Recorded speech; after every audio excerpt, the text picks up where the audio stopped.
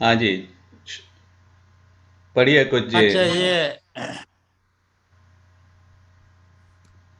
اچھا یہ مجاز لکھنوی صاحب کی ایک غزل ہے، سماعت فرمائیں. جنون شوق اب بھی کم نہیں ہے، جنون شوق اب بھی کم نہیں ہے، مگر وہ آج بھی برہم نہیں ہے، مگر وہ آج بھی برہم نہیں ہے. بہت مشکل ہے دنیا کا سنورنا، بہت مشکل ہے دنیا کا سنورنا، تیری زلفوں کا پیچ و خم نہیں ہے، تیری زلفوں کا پیچ و خم نہیں ہے. بہت کچھ اور بھی ہے اس جہاں میں، بہت کچھ اور بھی ہے اس جہاں میں، یہ دنیا محض غم ہی غم نہیں ہے، یہ دنیا محض غم ہی غم نہیں ہے. تقاضے کیوں کروں، تقاضے کیوں کروں پے ہم نہ ساقی، تقاضے کیوں کروں پے ہم نہ ساقی، کسے یاں فکر بیش و کم نہیں ہے، کسے یاں فکر بیش و کم نہیں ہے. ادھر مشکوک ہے میری صداقت، ادھر مشکوک ہے میری صداقت، ادھر بھی بدگمانی کم نہیں ہے، ادھر بھی بدگمانی کم نہیں ہے. میری بربادیوں کا ہم نشینوں، میری بربادیوں کا ہم نشینوں، تمہیں کیا خود مجھے بھی غم نہیں ہے، تمہیں کیا خود مجھے بھی غم نہیں ہے. ابھی بزم طرب سے کیا اٹھوں میں، ابھی بزم طرب سے کیا اٹھوں میں، ابھی تو آنکھ بھی پرنم نہیں ہے، ابھی تو آنکھ بھی پرنم نہیں ہے. بائیں سیل غموں سیل حوادث، بائیں سیل غموں سیل حوادث، میرا سر ہے کہ اب بھی غم نہیں ہے، میرا سر ہے کہ اب بھی غم نہیں ہے. مجاز ایک بادکش تو ہے یقیناً، مجاز ایک بادکش تو ہے یقیناً، جو ہم سنتے تھے وہ عالم نہیں ہے، جو ہم سنتے تھے وہ عالم نہیں ہے. جنون شوق اب بھی کم نہیں ہے، مگر وہ آج بھی برہم نہیں ہے. شکریہ. بہت خوب بہت خوب. تو میرا خیال ہے شروع کرتے ہیں.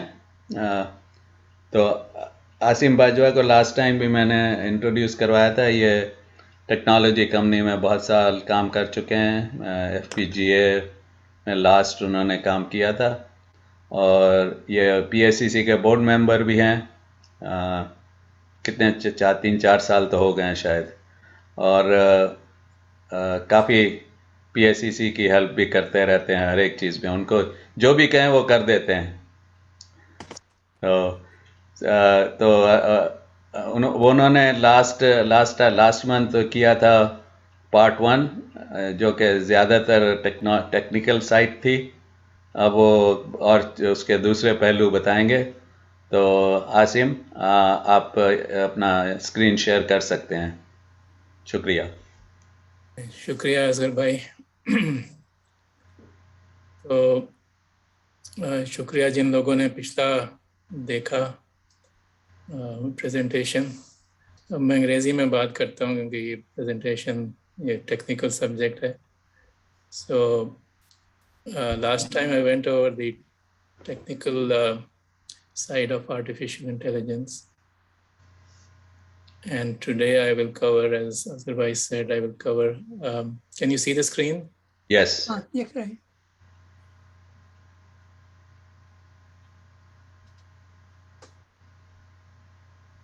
Okay, so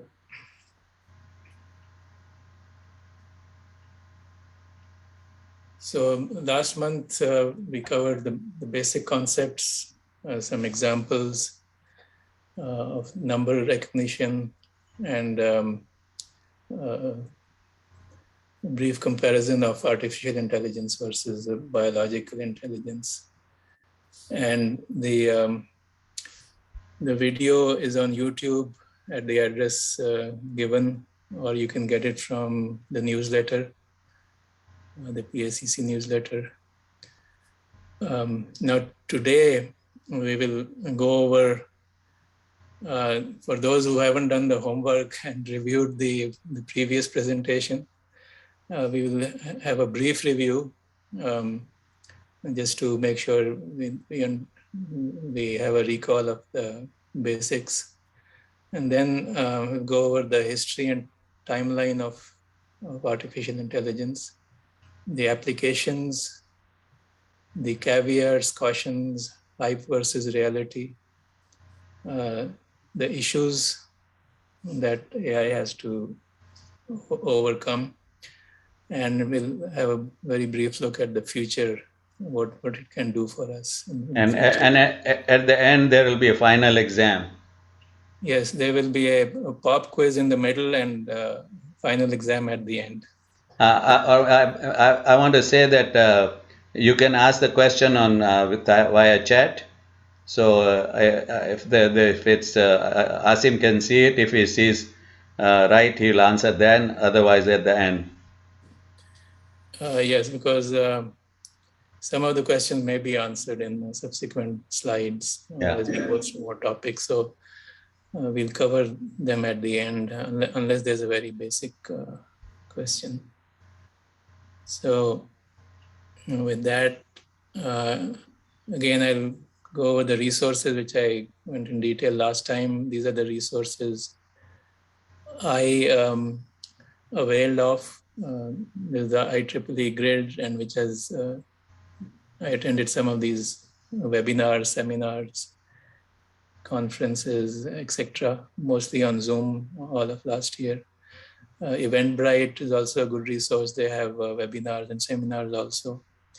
And I took a course from Coursera, which has multitude of courses, but I did one on AI for medical diagnosis. So these are all good resources. Most of them are free or very nominal cost. So if you want to dig further, you can avail of them also. Disclaimer also, like I said, this material is based on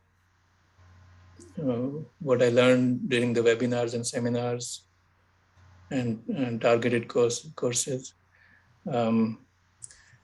And if there's anything incorrect or misleading, please let me know.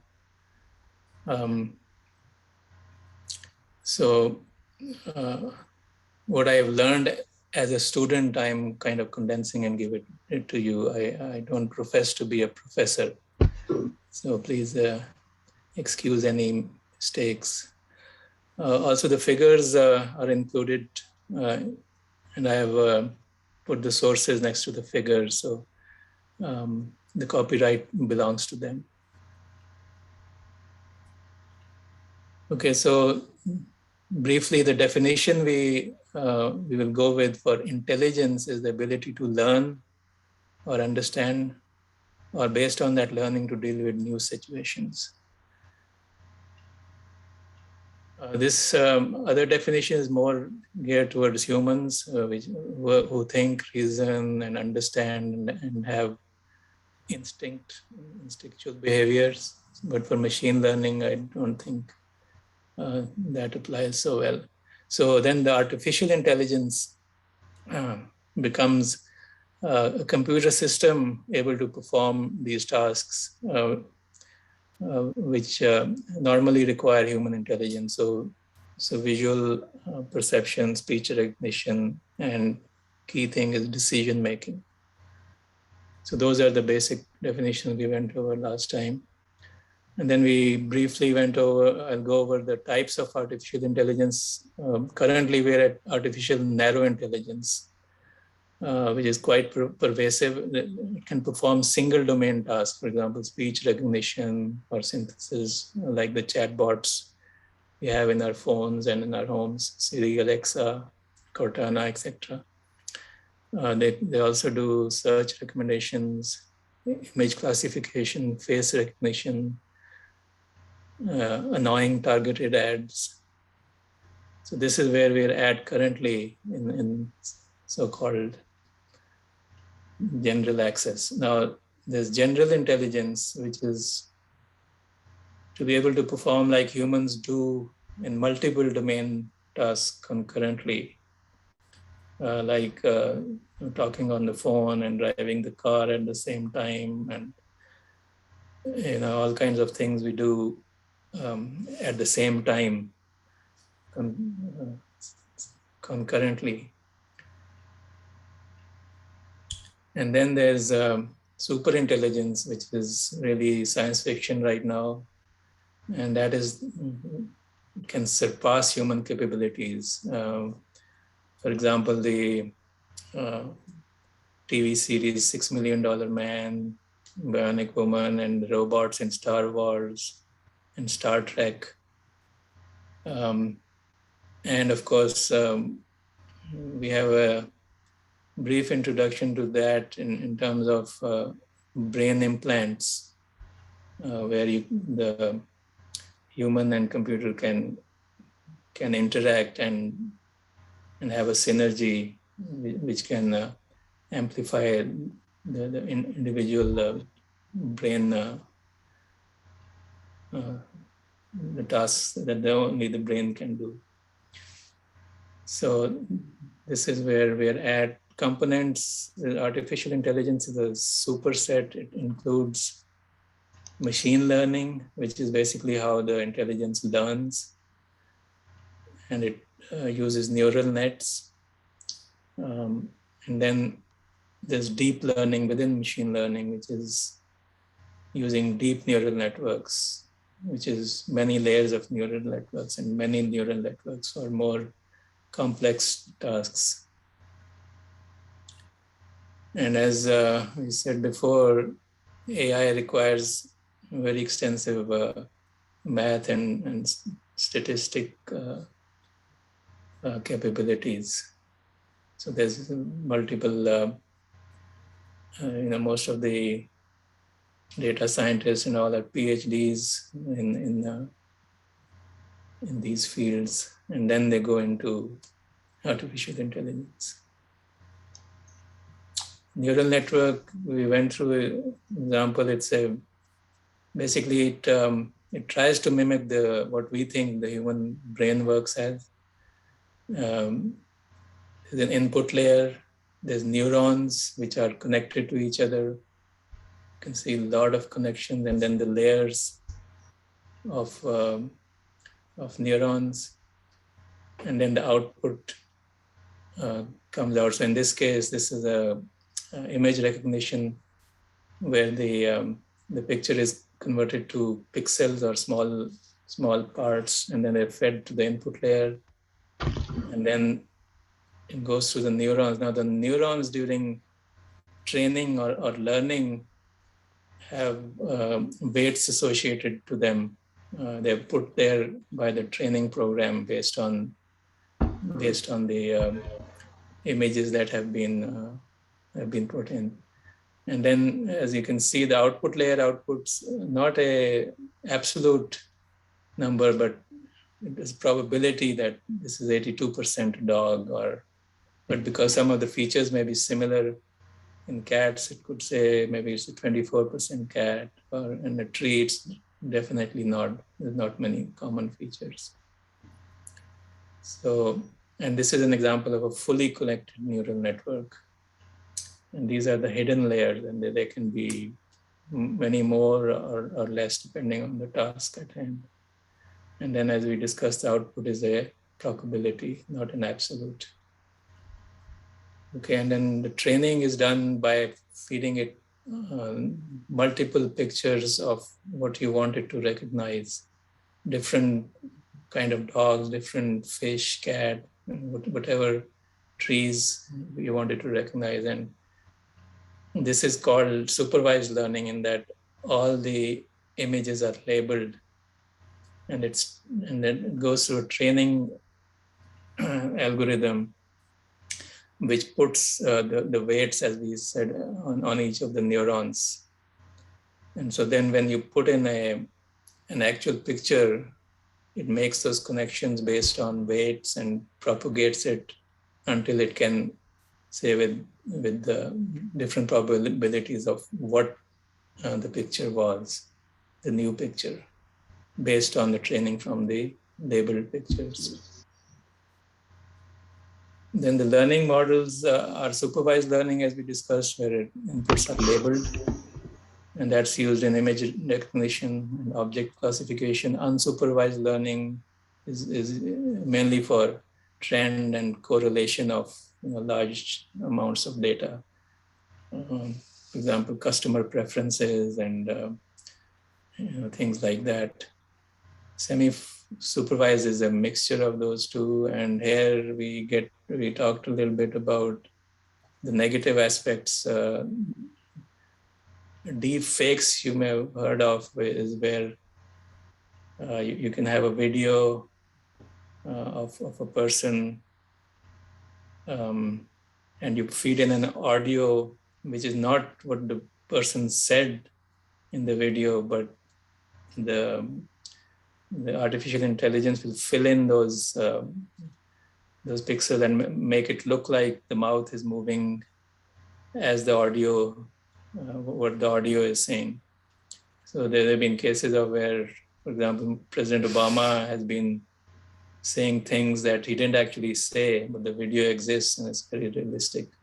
And then there are other things like, blackmailing people by putting different face on different body. So that is a negative aspect of semi-supervised learning. And then there's reward-based or reinforcement learning, which is used for optimization of, say, profit or revenue or cost. Okay, and then we compared artificial versus biological networks, and basically the human brain is much better in terms of the number of neurons, the connections, the fault tolerance, the power consumption. Power consumption is a big deal for artificial intelligence. Most of the heavy stuff is done in the cloud, where you've got server farms doing that, and they take a lot of power. Okay, so, and then we briefly touched on, moving picture or video image recognition, like, for example, in a car camera, what it's seeing, how it recognizes the objects in front of it. And that is done by something called a convolutional neural network. And it basically looks at a small portion of the image at a time, and then it goes through, finds the features, goes through all these math functions, and then it does the classification of the image. So in a car, for example, it has to recognize cars, trucks, vans, bicycle, pedestrians. So all that is done through the convolutional neural networks. Now,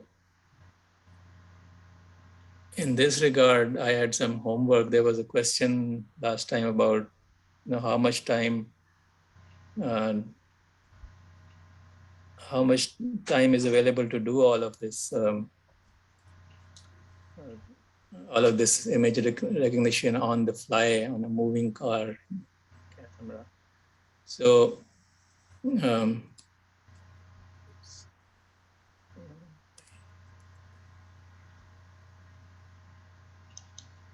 so if you look at a car going at 65 miles per hour, the camera normally used is a 1.2 megapixel camera, which is 1280 by 960 pixels. And it's frames per second is 36. So 36 times the frame is updated on the screen. And that is not visible to the human eye, so it just sees a moving picture, but you get 36 separate frames per second. So in 1 millisecond, so millisecond per frame is 28 based on 36 frames per second. And the car actually, during that time, at 65 miles per hour, it can travel 2.6 feet. So it has to do each frame, it has to evaluate within 28 milliseconds. So all of this ideally has to be done within 28 milliseconds. Now, if you compare that, and the problem is you can't delay it too much because the car is moving. So by the time you decoded that first image, there's another image, and you'll closer to if there's an obstacle ahead. If you compare that to the human response time, the effective pixels in the eye are about 10 million. Actually, they're because the brain kind of masks some of the areas in the eye. For example, the focus, the clear focus is only in a small portion of the retina in the middle, but the brain can make it look like you're looking at, and then the eyes are constantly moving, and it can look like much better resolution. The frames per second are roughly in equivalent of 30 to 60. But the average response time of a human is 250 milliseconds. So you can see it's about 10 times that of each frame. So, and the car can go 24 feet in that time. So conceptually, you can take more time with the image processing for a camera, but you don't want to go too far because autonomous vehicles are supposed to be better and faster in terms of safety features than the human. That's what their claim to fame is. That's the whole purpose of autonomous vehicles. So these are roughly the bounds within which the images have to be recognized and classified, and the distances figured out, so you can the car will have an adequate response time to avoid an obstacle. So I hope that answers the question from last time. Yes, it does. Okay, good. And the processors, these GPUs, everything these days can do that adequately. But again, sometimes you have to parallelize the frame, so you can't look at each frame sequentially. Sometimes you have to, because some of these things are improving. Like for example, BMW wants to have 240 frames per second on their cameras, and this resolution is also increasing. So parallelizing or pipelining is one thing, but you can't pipeline more than maybe twice or three times of this, because otherwise you're not much better than the human response time. So parallel processing is also required. So Asur Bhai, this was my homework. You also had a homework. Which is?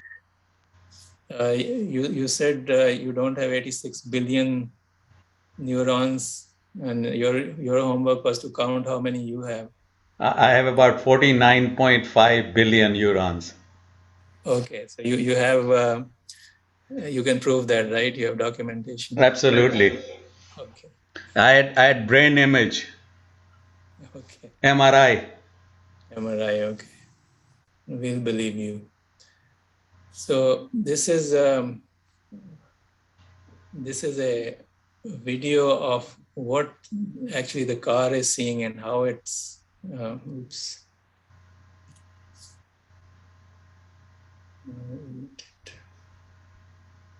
Okay. So can you see the moving? Yeah. Yes. Yes. Video? Yes. So this is what the camera is actually. It's classifying images. These boxes are what it's seeing, classifying them as truck, car. You could see there was a stop sign. It said, so here it says stop on the top because it sees that stop sign. And it's, you can see on this side pedestrians. So it's looking at all of that, and on the fly it's classifying the objects and the threats. So this is a good, gives you a good idea of all the processing that has to go through in a autonomous vehicle. Okay, so now let's get into not technical part, but more history and potential pitfalls of AI. So it's called, AI is called the fourth industrial revolution. The first one being steam, which basically amplified muscle power of the human, or horsepower, and it basically allowed mechanization and trains to move, huge number of people. And then, of course, it was replaced by, gas and diesel engines, but essentially the same thing, that it amplified your muscle power in all kinds of situation. Then came electricity, and electricity, with that came assembly lines and mass production. So that's termed the second industrial revolution. The third one is when computers came aboard, and that led to automation and all these personal and other electronics, which make our life better, but also add some stress. And then now it's called artificial intelligence, and what it can do is it can amplify your brain power. Instead of muscle power, now you're amplifying your brain power with the capabilities of artificial intelligence. And especially if you can, have merge the two with brain implants or connections. And that we're seeing as in robots and data mining, for example. So that is how it's classified. It's a major advancement according to the experts. Now the timeline in easy to digest terms, in the 1950s, Alan Turing, who was a British scientist, he kind of devised a method for determining if a machine is intelligent. And so they were talking about it back then. And then the actual term artificial intelligence was used in 55 by Professor McCarthy. And then in 66, a chatbot, which is basically like Siri, it was, Eliza was like a psychotherapist who could talk and respond. And this was the early days, so it wasn't very useful. And then you see in the 70s and 80s, there's a misprint here on the original slide. There was what's called an AI winter, which meant that there was not much research or money poured into it because, the theory was there, but practically none of the computers or what was available at the time, the processors, the memory, could not make a viable practical application. They did single cell neurons and perceptrons, they call them, to kind of give proof of concept, but nothing practically could be done. And then, of course, as we'll see later, the boom in transistor count and memory, proliferation of memory, allowed things to actually practically you could,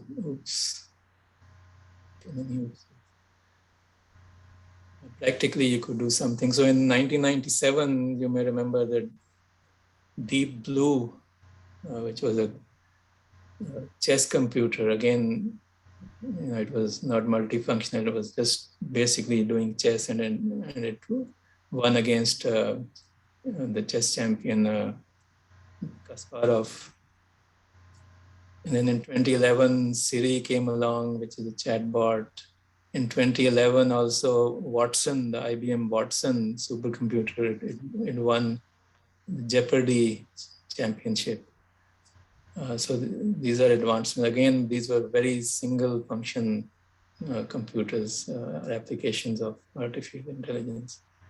2014, Alexa came along from Amazon, again a chatbot. And then in 2016, there was a chatbot from Microsoft called Tay, and this is again one of those things to be aware of, that when it was released, on the same day, within hours, it was pulled back. It was released on Twitter, and it was supposed to chat with people on Twitter, but they didn't put it in any safeguard. So what happened was the Twitter folks probably provoked it by flinging profanities and all kinds of racist remarks at it, and it started to reply in the same tone. And it became a nightmare. So Microsoft pulled it on the same day, and they made some improvements and released it. And so these are some of the cautions of artificial intelligence is intelligence, but you have to put some bounds on it, like what is inappropriate conversation. Then again in AlphaGo, which beat the champion, and the Go champion, again a very single-minded application. And then because of all these issues coming up, which we'll discuss, ethics guidelines were proposed in the EU, and I think recently they were updated in April for dealing with AI and how to kind of control it and not let it get too out of bounds like Tay did in 2016. So we'll cover some of that later. I have to make a comment. In 17 and 80s, integrated circuits made a lot of progress, and macrocomputer came in, and that's really enabled to go further on artificial intelligence. Yeah, exactly. Without that progress, you couldn't make any progress in the AI. No, but yeah, because it needed critical mass. So this basically explains that in the 50s, it was mainly based on math and statistics and algorithms. In the 80s, so after the 70s, there was early AI research. You got expert systems. You could get now fast enough computers and processors and enough memory to actually make practical artificial neural networks. Because as you saw, the neural networks need a lot of layers and interconnections and has to do it fast. So as the speeds increase, and then the fuzzy logic also was a kind of a intermediate between digital logic and probabilistic logic, which is more like artificial intelligence. So all of these things came in the 80s as the electronics industry, the semiconductor industry gave faster processors, bigger memories, bigger storage. So as you can see in the 2000s, then the CPU and storage expanded into the cloud. Even the internet came in, you could connect various resources through the net. You didn't have to have it at one place. And the search engines came in. And in the 2010s, you had, again, because it could handle more, they started putting big data, data mining. Big advance also was GPU, the graphics processing units, which were mainly for graphics processing, but they were adaptable for artificial intelligence. And they were very fast. And like it says, efficient storage, memory storage, compute became fast enough, networks everywhere, so you could, get resources together. And then data science became actually a skill set. And then the cloud, the public cloud emerged, where you could link many server banks to do some of these very intricate calculations. So all of that have enabled AI to become mainstream right now, and there's a lot of money and technology being thrown at it by, anywhere you see demand for AI scientists, data scientists, anything to do with AI gets funded pretty much. So like you were saying, Ibrahim, all of these, as these things became commodities, data and compute and memory, that enabled it to fast forward to this time. In the 70s and 80s, it was, all of these things were not cheap enough or big enough or fast enough to allow practical applications to thrive. Okay, so now let's look at some applications. So in business, you've already seen search suggestion, you've seen annoying ads, which are targeted ads based on your search history. And in data mining is a big thing, because now people are trying to make sense of all this data and try to, targeted marketing, looking at, how a person behaves, where he shops, all kinds of things are coming up. So that's where it's used also. Agriculture, it's becoming quite embedded in agriculture. You can do precision weeding. There's machines which kind of like this machine go in and instead of spraying and have junk everywhere, insecticide and weedicide everywhere, these robots can actually, with the image recognition, they can make see the weeds and then either spray over there, or they can zap them with electricity, or some of them, if they have enough, some of them have been developed which you can actually pull them out. So you're reducing your chemical exposure dramatically, almost to zero. And then also to improve crops, AI is very suited to genome sequencing. So in agriculture, that is a big thing. Because for one thing, I went to a Google seminar on this, and they were doing genome analysis on rice. And I said, why do you need to do genome analysis on rice? You know pretty much what it is. And he said, what happens is that these crops that we have are becoming very genetically weak because we put in pesticides, we put in fertilizer and all of this to make it grow and protect it from the insects and weeds. And so internally they've degenerated genetically. So they're becoming weaker and weaker, and you'll require more and more pesticides and more fertilizer and weedicide to have them survive and give good yields.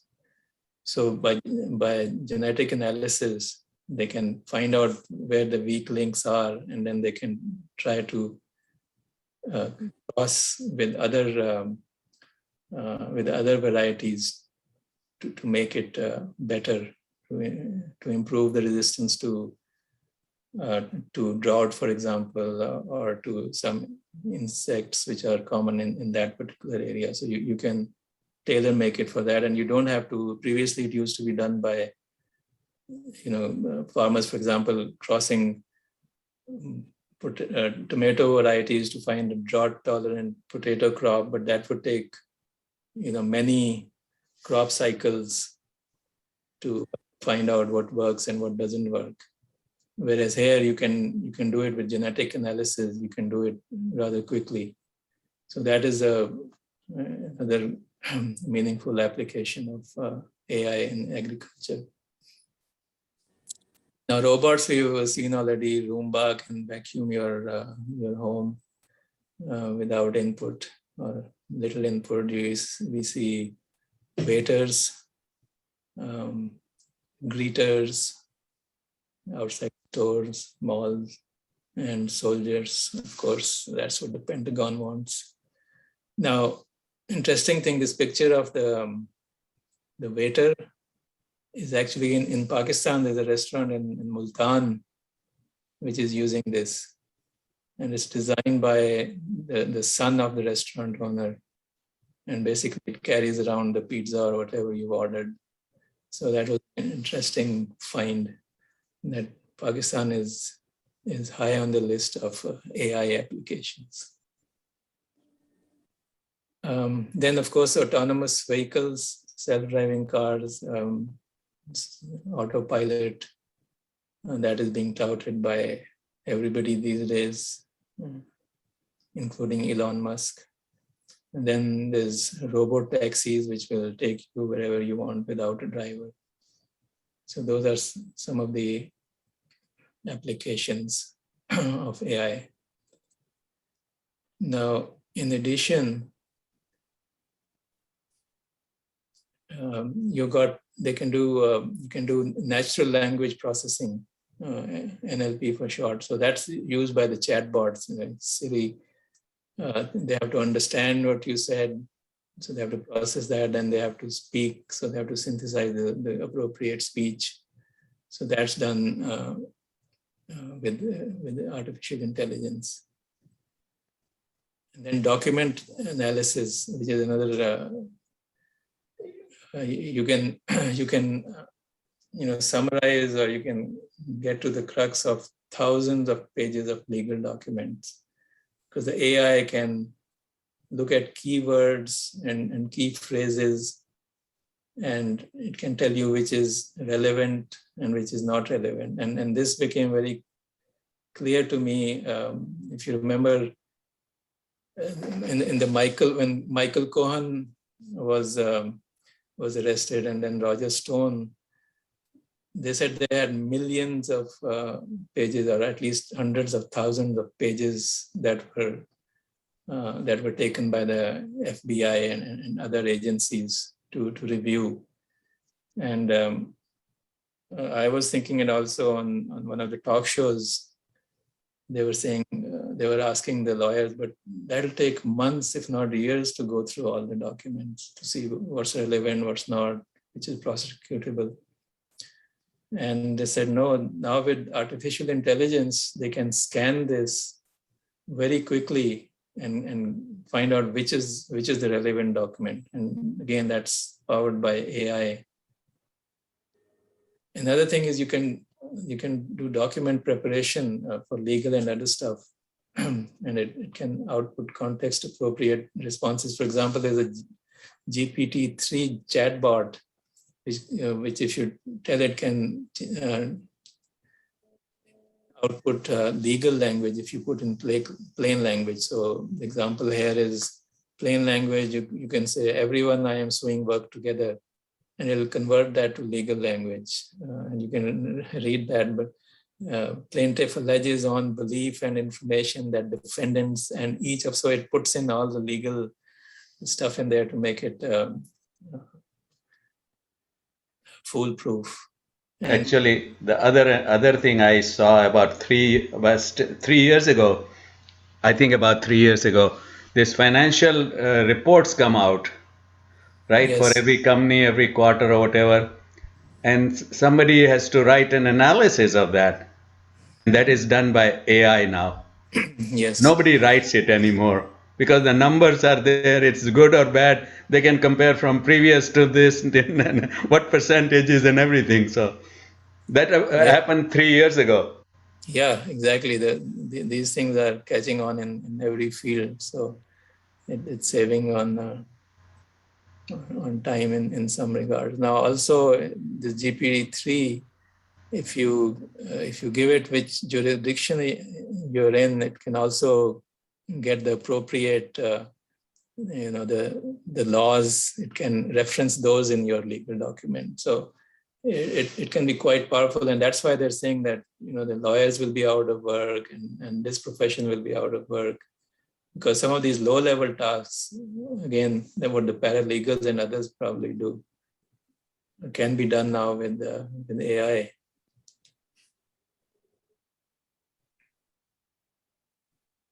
Okay, now in medical, I think is one of the more meaningful applications in my mind, at least, where the image analysis, when you take x-rays and other images, you can detect tumors, chest conditions, eye diseases. A lot of things can be done with AI. And so just for example, you can put in these different skin conditions like skin tumors, eczema, psoriasis, and melanoma. You can put in various images of these in the training part of it, and then it can, when it sees those, it can predict that yes, this is indeed something that needs to be looked at. If you look at chest X-rays, for example, there's different condition: emphysema, infiltration. This is no finding, meaning normal. So by looking at these chest X-rays, and if you train them with enough X-rays, it can do a good job of finding out by itself. Also, eye conditions like diabetic retinopathy, age-related macular degeneration, all of these things, if you look at the image of the retina and you train the algorithms, you can actually get it to diagnose these things pretty accurately. Now, accuracy is a question: how accurate is it? So for chest X-rays, at least, here is the comparison. This is from one health source, but there's various degrees of,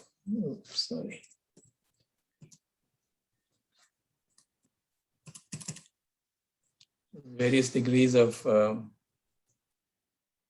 from different sources. There's different results, but this is one where AI has a very high true positive rate and a very low false positive rate, so it can predict very accurately. And to compare it to radiologists and physicians, it's much better than that. So this is definitely some place where it can be used quite effectively.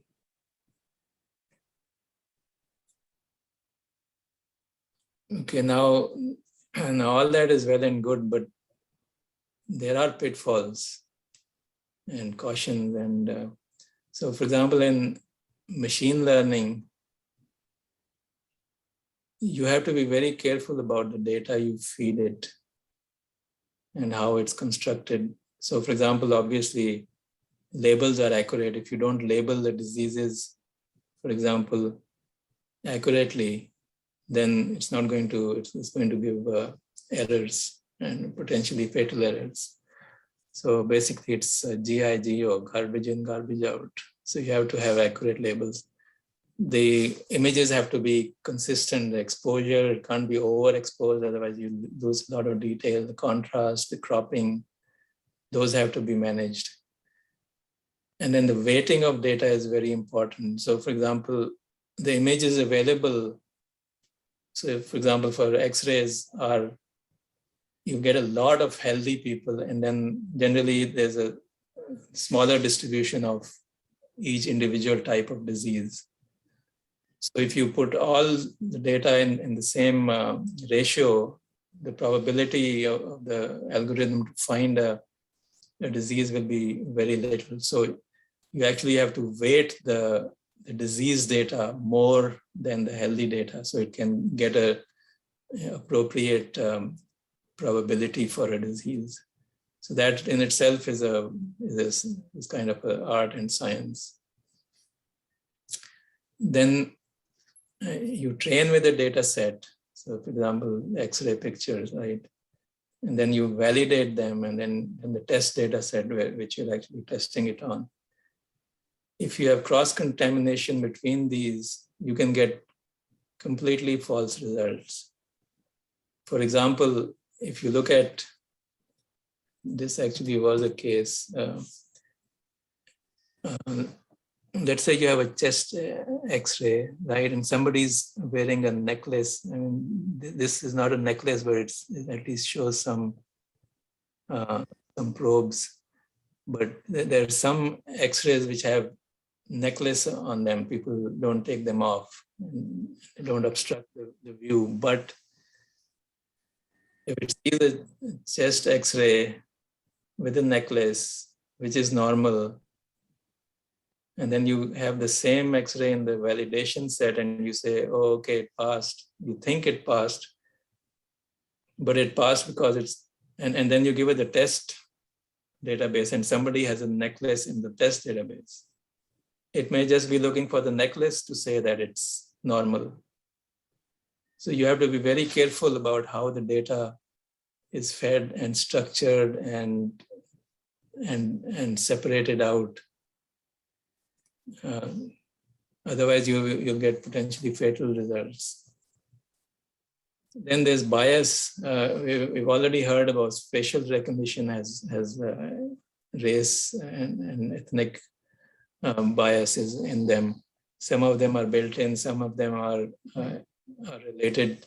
So for example, some ethnicities may not have enough discernible features which the algorithm looks for, and it can misidentify people, and that has been seen on the African American. They're falsely recognized. Similarly, the algorithmic bias is like, if, for example, if you have an algorithm which is going to allocate medical resources, and if you say, okay, there's, let's say about 15% African American in the US and 85% whites, let's say, or non-African American. If you put that as a constraint, then we know that because of economic disparity, you actually need more resources to the African Americans. So that is something called an algorithmic bias. You already biased it to give less resources where it's needed most, and more resources where it's needed less. So that is a kind of bias in the algorithms. Similarly, gender bias comes up in, let's say you're doing a loan and you're looking at candidates, and based on whether it's male or female, they can sometimes say that, oh, females have lower income, so they get lower on the on the scale to get a loan. So these things have been observed, and these are real problems, and that's why like facial recognition, some jurisdictions will not allow that to be used. So these are also these are all pitfalls that have to be worked around. You can't just trust, oh, it's intelligence and it's artificial, so there won't be any human bias. The human bias is built into how these things are structured. Now, again, real life always throws a curve. So I think I showed this too soon, but you know, if image recognition was looking at this, it would look like a tiger, right? But actually, if it moves its head, it's actually a dog. And it can probably tell, but it'd still be confused because of the stripes. Now, where are the stripes coming from? The stripes are coming from this fence, which is putting a shadow on the dog. So how would a AI algorithm classify this? I mean, a human would say, okay, there's a fence and the sun is shining from that side. It's probably the shadow which is causing the stripes. And also because there's no cage, it's probably not a tiger sitting in the loose. So all of these things are not there in the realm of artificial intelligence. Those are learned things. And the human brain is very good at learning these kind of things. So not fully, you know, trust everything to AI. Also, you know, when you do optimization with AI, it depends on what choice the parameter you choose to optimize. So is it revenue or profit, or is it the environment, or is it social equality?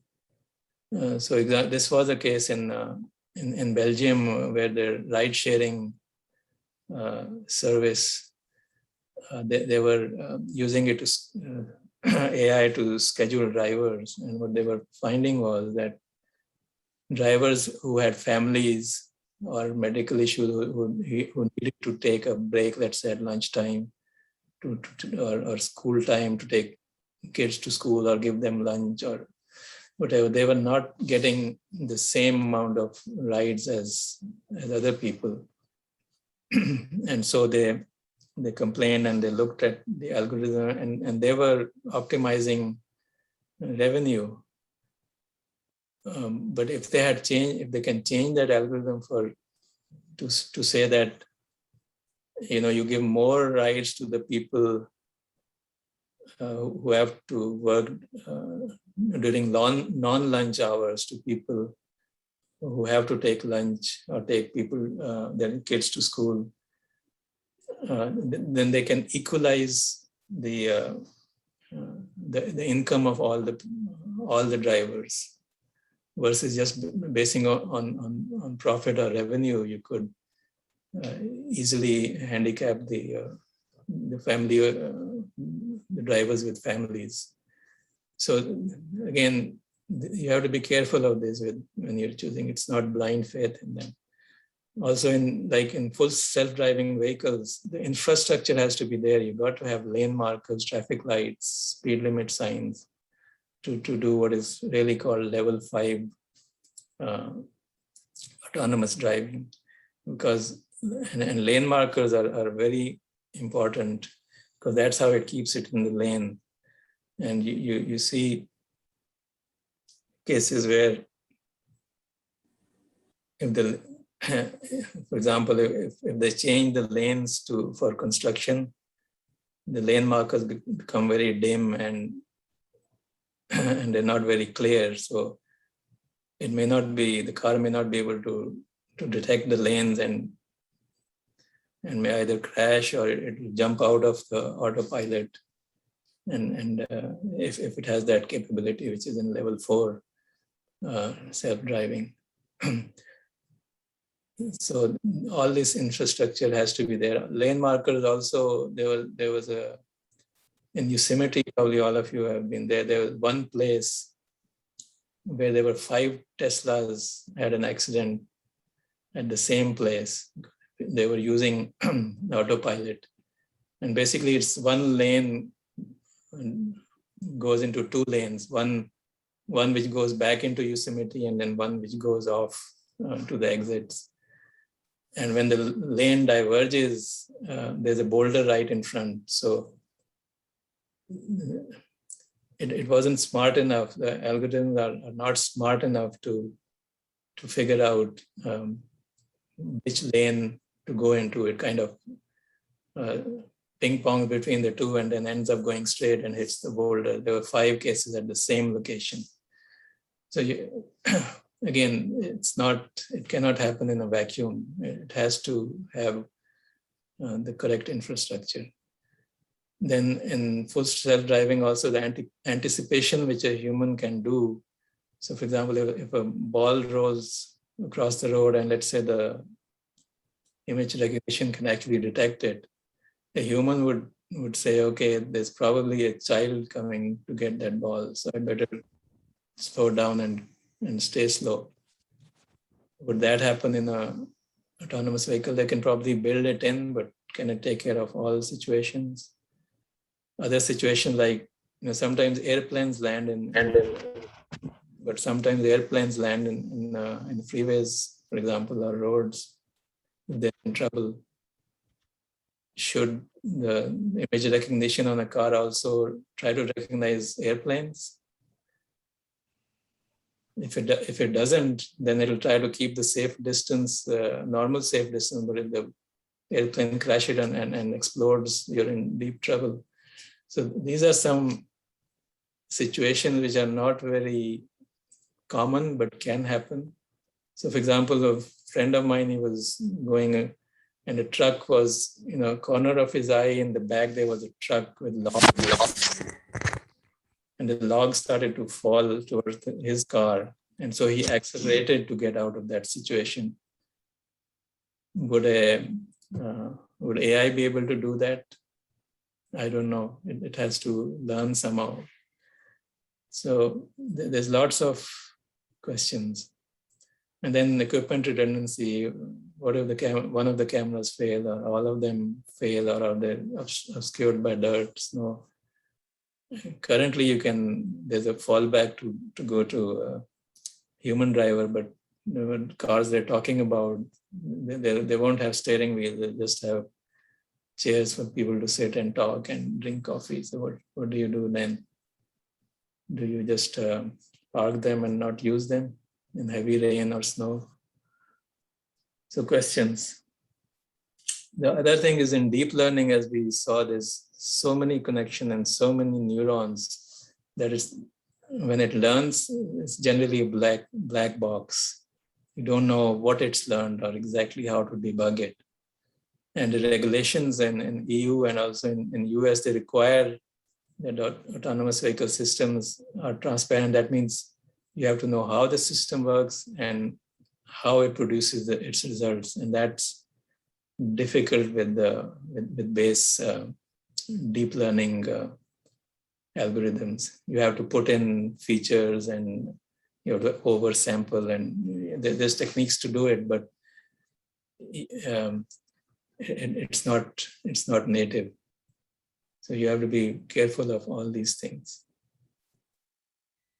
Okay, now I think we still have time. I'll quickly go over. So there's only, I think, a couple of slides left. So, so some of the issues related to AI is moral issues, like they're talking about autonomous target selection and elimination in battlefields by the Pentagon. There was an interesting anecdote about this in one of the discussions where in Afghanistan, this band of American soldiers came across a band of Afghans carrying guns. And of course, they always carry guns over there. And so it was a very tense situation, but then they noticed that the Afghans were carrying a body on their shoulders, like for going for a burial. So they did not engage the Afghans, they let them go. Would a autonomous target selection, seeing the guns and a band of Afghans, would it have done that? Probably not. But those are some of the caveats for some of the issues if we make those choices. Ethical issues, so for example, should a self-driving car, should it prioritize saving itself and its occupants and kill some pedestrians, or maybe hit another car badly trying to save itself? Those are questions. Insurance, if there's an accident, who is liable? Is it the car maker or the system maker, or the one who made the LiDAR or the radar system? All of these questions come up. Legal, as we talked about, some of the discrimination issues with facial recognition and some of these ride-sharing, scheduling things, and the biases in the data. These are all legal issues which have come up and are being addressed in courts.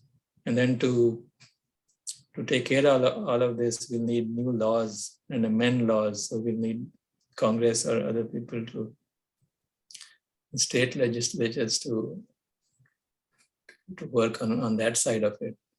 And then regulatory, as we talked about, EU and US have regulations for existing industry like AV, but there's emerging industries which will use AI. So we need regulations for them. So all of this is an ongoing saga. Now the future of AI, there's lots of possibilities, like truly organic food. So the crops, if you don't put weedicide, pesticide, and you reduce chemicals by some of the techniques we discussed. And then preparation. So there's a company already working on robots to put together salads and the fresh food without human interaction, especially after the pandemic.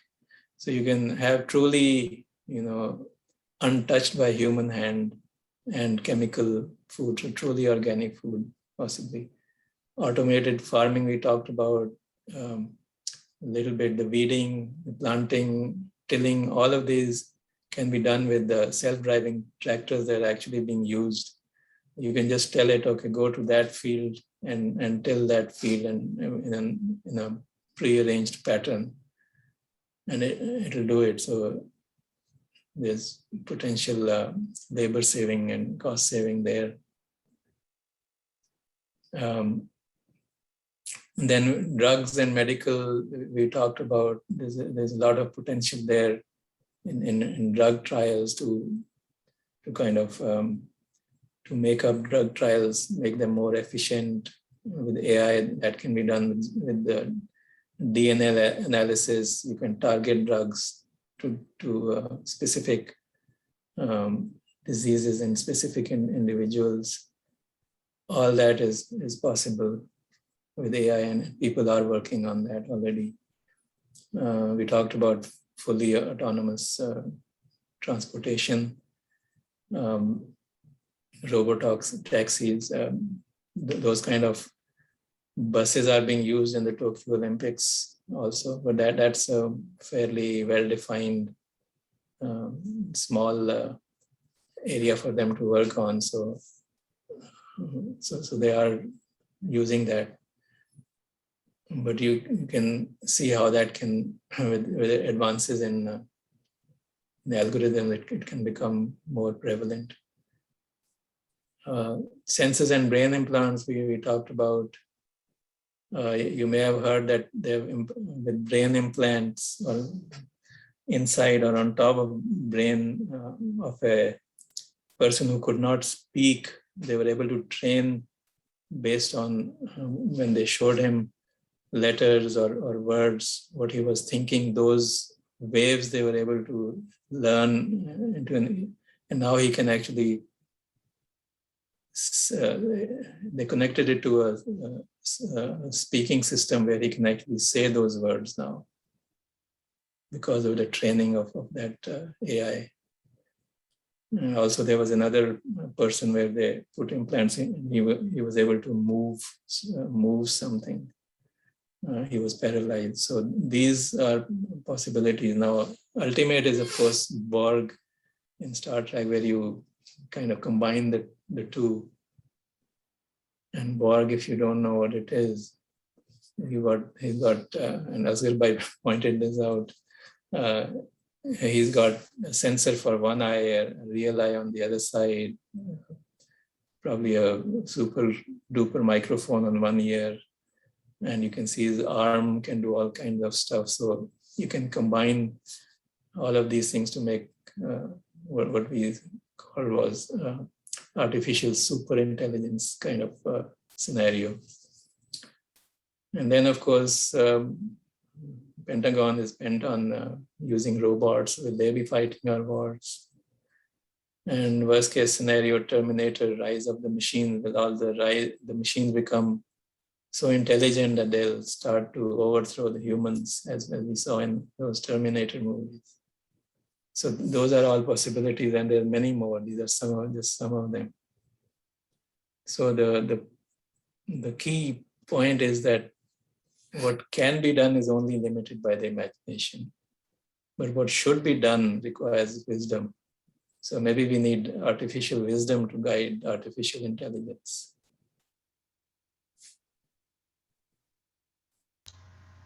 So thank you for your attention and going through this with me. So if there's any questions, comments, complaints. Again, your comment is that we need artificial intelligence to control everything. And who will control that artificial intelligence? Yeah, well, that's exactly what the issue is.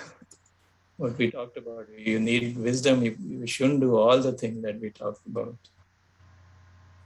one of the thing I'm worried about, out of, you said, regulation and everything, legislation, especially US legislation, takes years to catch up to technology.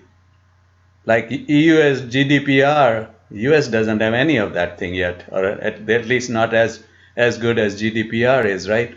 For privacy, this is for privacy, data privacy. And so I think we are going too fast here for our legislative and regulatory environment. I think we'll have a major, someday we'll have a major calamity out of that thing, especially like you said in wartime. I mean, who if you do everything, I mean, nuclear can be launched with an AI, right? Yeah, I mean, you've seen so many movies where it actually does that, right? Yeah. War Games was, remember War Games? It came Yes, out in the 80s. exactly. Yeah. So there's lots of issues. I just touched the surface to give you an idea. But yeah, exactly. Privacy is an issue. I think like autonomous car also. I generally use like adaptive cruise control and lane change, and I like it. I like them very much, especially when you are in the long trip on highway. You just put in adaptive cruise control and you just kind of watch, right? It will stop, it will just slow down and everything, and it will sometimes beep also if you are too close. So even other things, when this stop sign or the ball, I think it will be almost impossible. At least for me, I'll never let just the whole car go by itself. I'll always be there. It's scary, but we have let go of a lot of things in our lifetime, right? To automation, and we kind of ABS anti-lock braking system is something we trust, right? Yeah. So Yeah, it's always with technology. There are things which are good, and then there are things which are bad. Generally, they say technology is always good. The way you use it is the problem, right? But in this case, it's the technology is the problem. yeah, I mean, humans have always, if you look at history, they've gone into technology with very nice, good motives to improve life and do that, but it gets so commercialized, or I don't know what happens. I mean, look at computers, right? For example, they were supposed to give us more free time. They would do a lot more work, and it turns out we're actually doing more work 24 hours a day. Yeah. And So there is a book written by about in 2017, a brief history of sapiens, a brief history of humankind. In this one, he says the hunter and gatherer were in very good situation than we are today. Today, hunter gatherer, they would if they catch a big animal, they're done for the next 3 days, 4 days. They don't have to go out and work, and they can play with their kids, and they can sleep, and they can do whatever. And when there is not, then they have to go out. Here, he says that as soon as the child is born, you start talking about what he'll become, what college, and then as soon as college comes in there, what type of job I want, and that's and then you get into all of this time-consuming thing, and you don't have time to do anything else. yeah, and Yeah. politics comes into it. Like the EU regulations, the US doesn't like them because they say it's going to handicap these American companies like the Silicon Valley companies. Exactly. And but if you look at it, I mean, just look at the climate change. It started with the cars, right? Very nice, helps you move independently and all. But it's if you become too much, then it gets out of hand, and then here we are with climate change possibility. And Not a possibility, but capitalism is actually very bad from that point of view. Like there is like cigarettes, right? You know that cigarette companies actually were doing research to say cigarette is not bad, yeah. and there were a lot of people believe that. Similarly, right now Exxon is saying, "Oh, fossil fuel is okay, but we are working on artificial other resources." You see their advertisement today from Exxon, and this just total. I mean, they don't just want to maximize their profit. Yeah, a lot of fake news and kind of questionable statistics are given. For example, Toyota it was the first with the electric car. They are now actually trying to block EVs because they went with hydrogen. Yeah. That's not working out, and now they're actually trying to block electric vehicles, lobbying for that. So it's commercial. It's unfettered capitalism is what it is. Yes. Capitalism needs some bounds also. I think anything needs bounds. somebody else was trying to say something. Yes, me.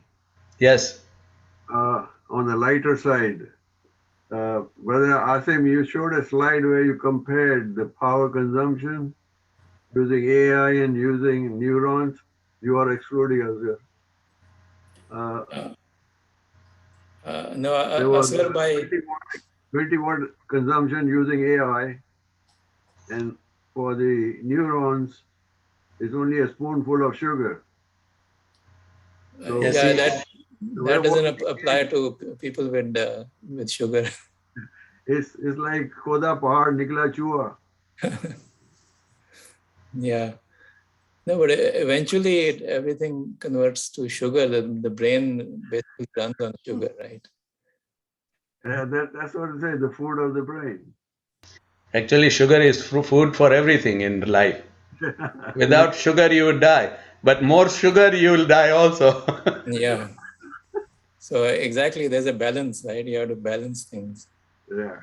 And human machine is almost perfect it makes a lot of mistakes, but almost perfect. When it works, it's perfect. When it doesn't work, then it's the same problem. Then you die of old age. Yeah, actually, people are talking about that. It's even the aging will be will taken care of with this with the medical and all of this implants and everything. I have another question, Asim, and I heard that like Elon Musk is trying to put chip to download brain or something, right? I mean, all the data from brain. I don't understand. There is no memory over there per se, quote unquote memory. There is no memory, right? So how would he do that? I don't know. I mean, that's in the research state. They haven't actually done it. Yeah, but they haven't done that. Yes. They're starting with trying to make a connection between the brain and the computer, and Yeah. then they have to figure out where is the memory. Is it downloadable or not? Yeah. So yeah, his company is called Neuralink. Yeah. And that's what they're trying to do. So yeah, if that works, then before we die, we can download all our experiences and our kids can upload them. And then basically, if the brain is downloadable, then we'll live forever. Yeah, in some way. In ether, in some storage somewhere. Yeah. So yeah. Okay. Hey, Asim, will robot do the surgery? क्या कह रहे हैं तसद्दुक भाई? Will robot start doing the brain surgery and Sure, why not? heart surgery, etc.? They are already doing it. Yeah. Yeah. It's not robots, but right, like they do remote surgeries. I mean, there is a guy sitting at some other hand, and he's controlling the instruments. Not brain surgery, of course, but I mean, A all lot of of these time things. robots are doing, which are controlled by human doctors or surgeons. yeah, yeah, But without these robots, those surgeries cannot be done. yep. So it will increase. You know, our generation, we don't trust all this automation. But what about generation which is growing now? They will see automation every place and they will say, oh, that's okay. Yeah. In fact, our generation doesn't trust Facebook either, I think. Yes, that But actually, have given them all the data and pictures and everything. I tell everybody who is using Facebook or this WhatsApp and what Twitter I never have used anyway, that don't just tell the people where you are and what you're doing every instant, right? Don't just give that. I mean, it's just like I'm sure people the companies know where you live, and you say I'm in Washington DC. Right there, somebody could come and rob your house, right? Or burglarize it. Yeah, actually, Facebook is a big target of some of these legal issues. Yes. Because of all the data they collect, privacy issues, and how they use them. There's a lot of these laws are going to be put for Facebook and Google and these kind of companies. There was actually a book written in 2017 or 18 by a whistleblower who worked with Cambridge Analytica. If you remember what Cambridge Analytica did, they basically were doing the same thing with Facebook's support. Facebook helped them to do all of this fake news and which one they were targeting and trying to figure out which sentence creates what type of emotions, right? And they would then amplify it on your Facebook tweets or tweets. It's just too much. I don't trust Facebook. I only have Facebook because of PACC. Otherwise, I don't go to Facebook. I don't search. I actually don't like even Google because you search something and you search on your computer and then next day I see an advertisement of the same thing on my tablet. Yeah. Yeah. Yeah. That's true experience. And Everybody has. And I say, I don't want, just leave me alone. And there is a what do you call uh, uh, search thing which is DuckDuckGo. Maybe you heard that. Yeah. It doesn't follow you, but then it doesn't do everything either. Like I wanted to get to a bank account through that, and it couldn't do that. So I would like something like that, which is not for like profit. Google is for profit. I mean, DuckDuckGo, somebody created like Linux type of thing. I heard about DuckDuckGo. I never experienced what its main function is. Oh, DuckDuckGo is a search engine. Okay. Yeah, DuckDuckGo is same as Google Just search like engine, Google or Yahoo has search but it's engine. not as powerful. Yeah, it's not a. As I said, I just tried something this morning to get to a website. I don't want to give it to Google, but I couldn't do it, so I had no choice but to go to Google. someone told me that many people know your social security number, your driver's license number, and account number. So there is no point in hiding them. No. People will know anywhere. No. I think You that's should not the right minimize way. it. Not the right way to look at it, Tasadduq bhai. Not everybody's. Everybody's. Not 300 million people's social security is known to to hackers. Otherwise, we'll have billions and trillions of dollars will be hacked away. Like I've never, my social security number is never hacked. My email is hacked. My driver's license is never hacked. My bank account is never hacked. So that's not the right way to look at it. You should be careful to not do things which are kind of dangerous. People just click on everything. They look at something, like I just saw something, QR code, those square things which come up. Yeah. I saw something, I read something that somebody got a letter and says, this is your social security thing, and you just take the picture of that thing and it will take you to the social security website. It was fake. Fake, acha. Don't click on anything which you don't understand. Very simple. Yeah, don't click on anything in an email or something. Just go separately to that Website website. or wherever, or call them. Yeah. Especially there are this IRS agent call you, right, and say, we are going to arrest you.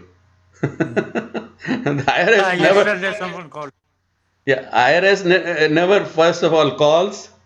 They never call. And they don't send police to arrest you. They will send you a letter first. See, they make these calls by auto robots. Exactly. They don't care if they send 1 billion and only 10 people answer. Exactly. They might get some money out of them. Oh, absolutely. It's a profitable business. So they will keep doing it. All right. Thank you, Asim. Very nice. I mean, this was very wonderful. good. बहुत आपने मेहनत की है, शुक्रिया उसका, और हमारी very welcome. आया। अच्छा, आप लोग सब एक्सपर्ट बन गए हैं। हाँ बिल्कुल।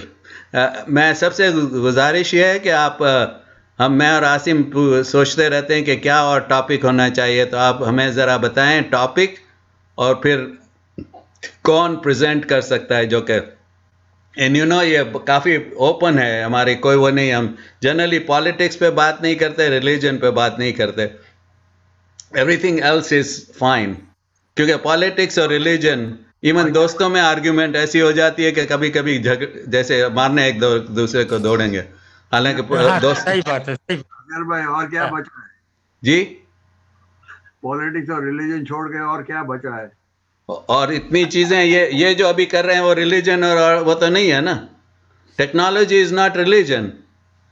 अब हमारी जो और चीजें जो काम करने की हैं, कहाँ से आपको ये वायरस मिल रहा है या क्या हो रहा है, वो बातें करने तो वो रिलीजियस या पॉलिटिकल तो नहीं है। everything is not religious or politics. There are a lot of other things around.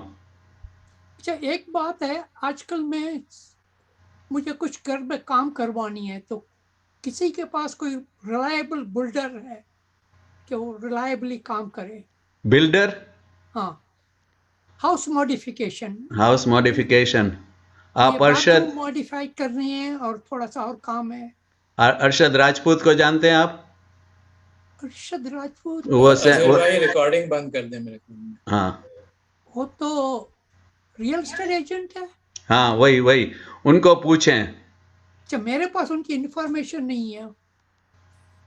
मैं उनके भाई को जानता था, तो उससे आपके पास है कुछ, मुझे ईमेल कर दें.